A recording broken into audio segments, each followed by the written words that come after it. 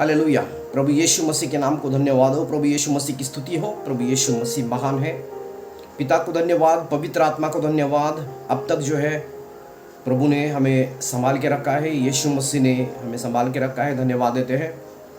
क्रूस पर उन्होंने हमारे लिए जो जान दी उसके लिए हम धन्यवाद देते हैं। यीशु मसीह हमारे लिए मरकर 3 दिन के बाद जिंदा हुए और वो वापस आने वाले हैं। हम अंतिम दिन में जी रहे हैं और अंतिम दिन की एक चिन्ह है कि अंतिम दिनों में बहुत सारे झूठे शिक्षक जो है आएंगे, झूठे शिक्षक आएंगे और वो जो है खुद को स्वर्गदूत जैसा, झूठे शिक्षक जो है झूठी शिक्षा लेकर नहीं आएंगे, लेकिन ऐसा लगेगा कि जो है स्वर्गदूत जैसा है, कि जैसे वचन में लिखा है 2 कुरिन्थी की पत्री इसका 11 अध्याय 14 नंबर का वचन। इसमें कोई आश्चर्य की बात नहीं है कि शैतान भी खुद को जो है प्रकाश का दूत करके जो है खुद को प्रदर्शित करता है, दिखाता है। तो प्रभु यीशु मसीह के नाम को धन्यवाद हो। प्रभु यीशु मसीह की स्तुति हो। ये झूठे शिक्षक जो है बहुत ही इस प्रकार उनके जो है आंखों के ऊपर पट्टी रहती है और शैतान उनका इस्तेमाल करता है। शैतान उनका इस्तेमाल करता है, उनकी आंखों पर पट्टी रहती है। जैसा 2 कुरिन्थी की पत्री इसका 4 अध्याय 4 नंबर के वचन में लिखा है, और उन अविश्वासियों के लिए जिनकी बुद्धि को इस प्रकार इस संसार के ईश्वर ने अंधी कर दी है, ताकि परमेश्वर का सुसमाचार का प्रकाश उनके मन में न जाए। मतलब इन जगत के ईश्वर ने जो है लोगों के बुद्धि का, मन का आंख बंद किया है इस प्रकार, ताकि जो है परमेश्वर का वचन उनके हृदय में न जाए।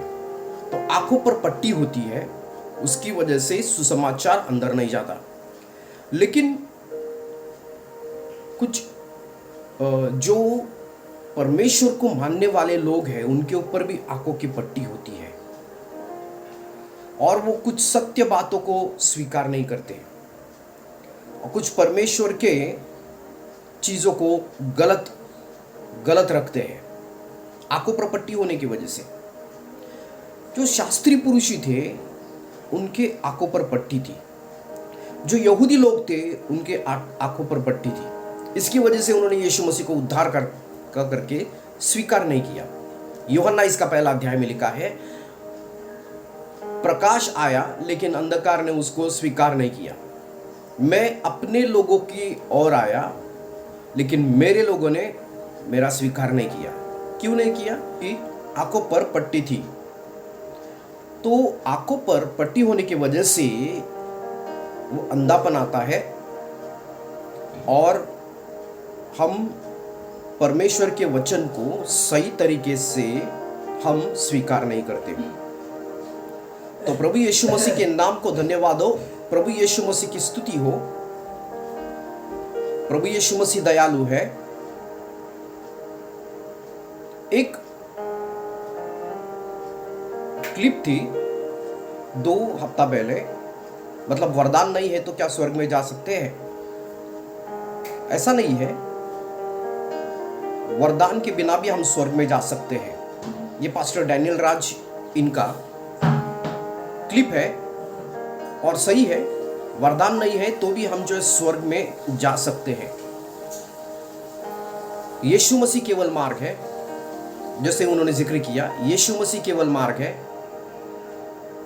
और रोमी की पत्री जिसका 10 अध्याय 9-10 नंबर के वचन में लिखा है, अगर हम अंगीकार करेंगे यीशु प्रभु है करके और उस पर विश्वास करेंगे तो हम स्वर्ग में जाएंगे। सही बात है। मार्ग, सत्य, जीवन यीशु है। यूहन्ना 14:6 में लिखा है।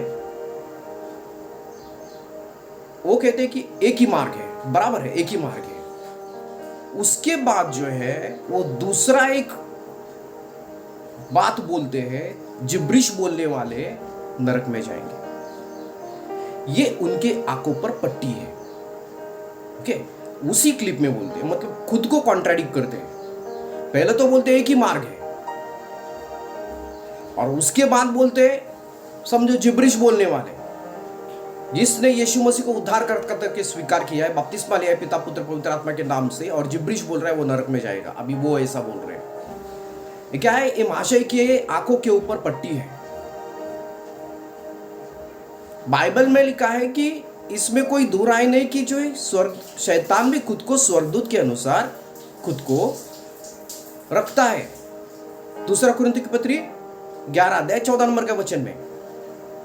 तो इनका कहने का मतलब है कि जितने भी जो है इनके अनुसार जो जिब्रिशी बोलने वाले हैं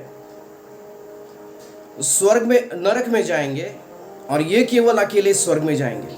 ये उल्टा नहीं हो सकता।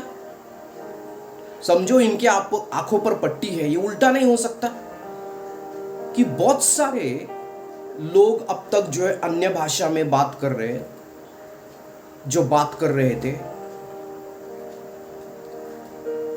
इस 1900 सदी में। केनिथ हैगिन थे, ओरल रॉबर्ट्स थे, स्मिथ विगल्सवर्थ, ये सब लोग अन्य भाषा में बात करने वाले, बेनी हिन, रेनॉल्ड बॉन्के, हिचकिया फ्रांसिस, ये बहुत सारे सेवक जो अन्य भाषा में, इनके अनुसार ये जिब्रिशी बात करने वाले सब नरक में जाएंगे और अकेला ये बंदा स्वर्ग में जाएगा। कैसा बात कर रहे हैं? कैसी पट्टी है इसकी आंखों पर? हाँ? अगर इसको बोले ये उल्टा हो जाएगा तो कितना मूर्खपूर्ण बात कर रहा है ये। दूसरों को मूर्ख बोलता है। ये कितना मूर्ख है, कितना मूढ़ है।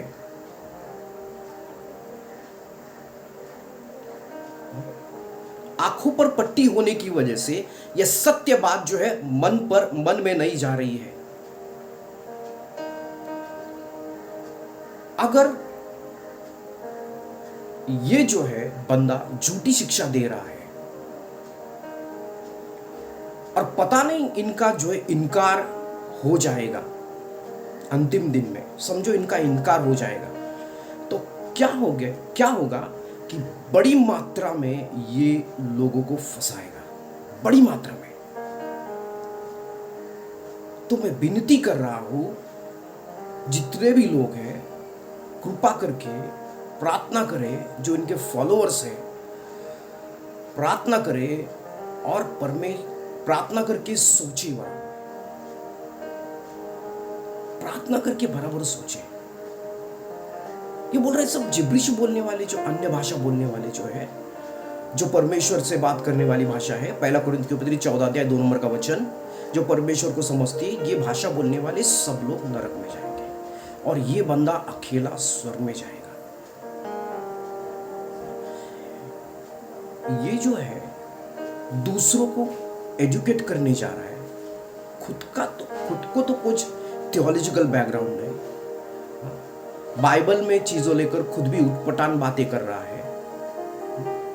इसको मैं 20 साल से जानता हूं, 2001-2 से जानता हूं इसको। मेरे घर पे आता था, मैं चंबूर में रहता था पहले, अभी न्यू बॉम्बे में रहता हूं। मेरे घर पे आते थे, आके बैठकर उस दिन से मुझसे बात करते थे, तभी से मुझसे बात करते थे। 2-3 साल के बाद उन्होंने जो है आराधना शुरू की,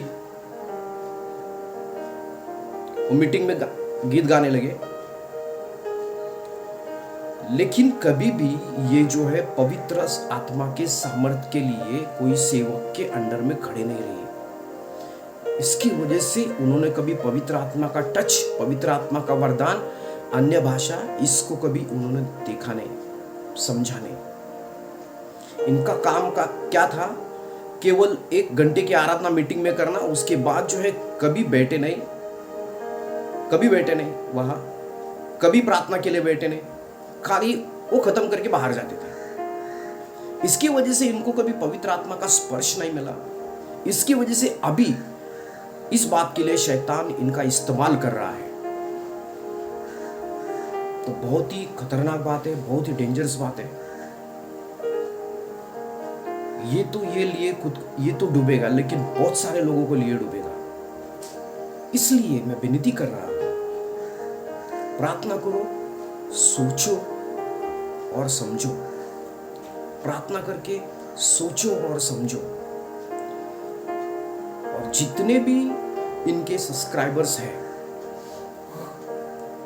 विनती करता हूं आपको कि इनको अनसब्सक्राइब करो, फॉलो करना छोड़ दो और खुद बाइबल लेके परमेश्वर का वचन पढ़ो और परमेश्वर से प्रकाशन को मांगो।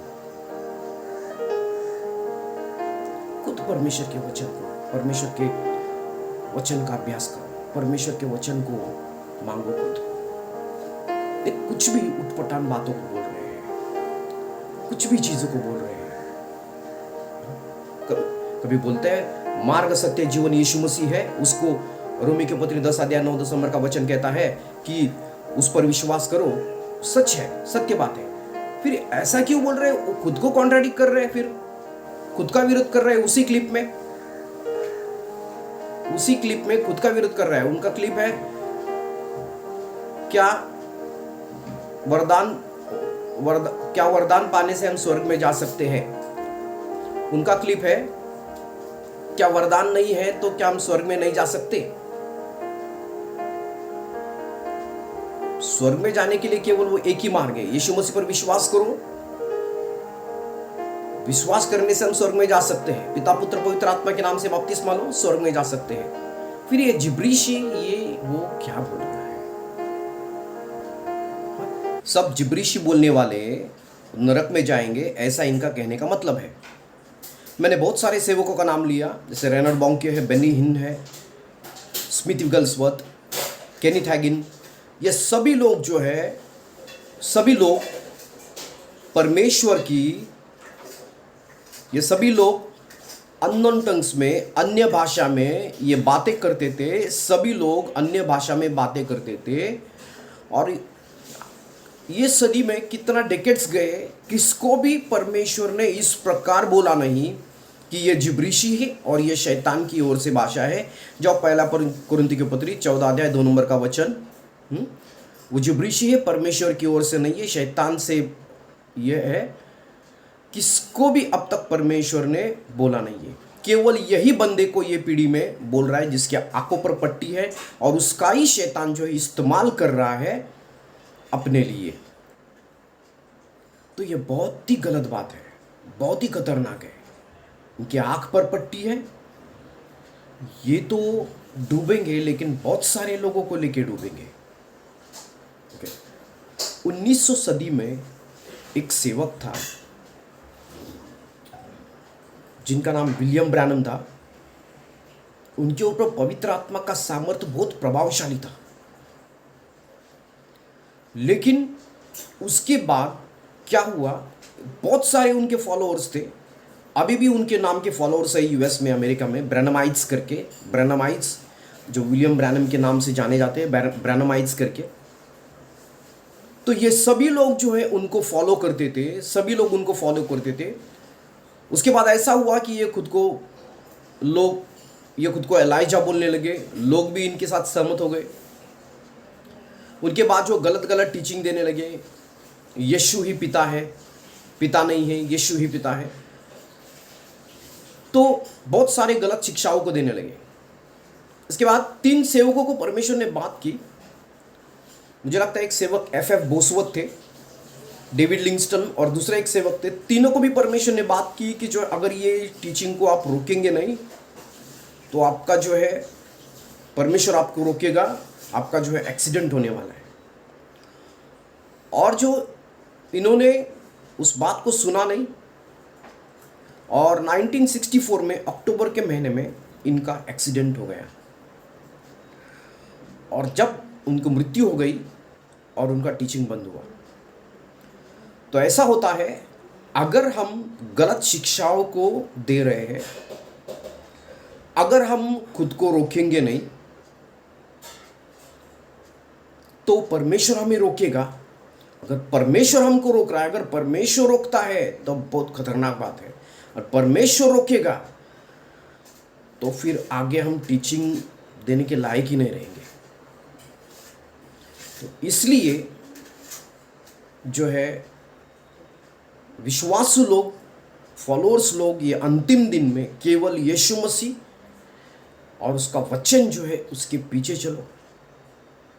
मुझे लगता है ये जो भाई की आंखों के ऊपर पास्टर डैनियल राज, इनकी आंखों के ऊपर पट्टी है और उनके फॉलोअर्स जो है इस बात को समझ ले और उनको फॉलो करना बंद करे और कृपा करके इनको अनसब्सक्राइब करे